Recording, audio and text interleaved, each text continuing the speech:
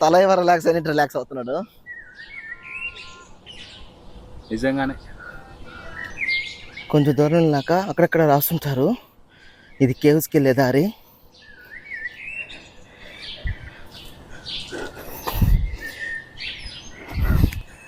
మొత్తం దారి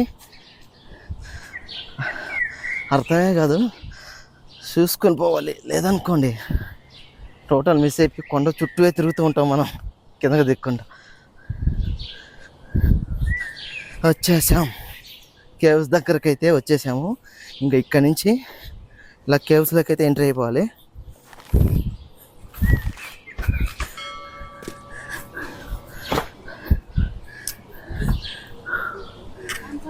ఇక్కడి నుంచి అయితే కేవ్స్ స్టార్ట్ అయిపోయి ఇప్పుడు ఈ 2 కొండలు ఉన్నాయి కదా, ఈ 2 బండల మధ్యలో నుంచి అయితే ఇట్లా కిందకి దిగుకుంటూ వెళ్ళాలి.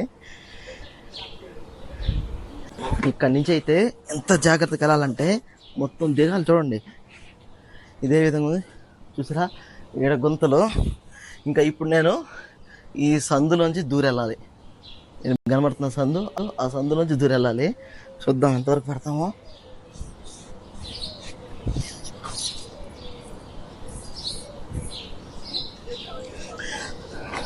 సందులోంచి దూరెళ్ళాలి. అసలు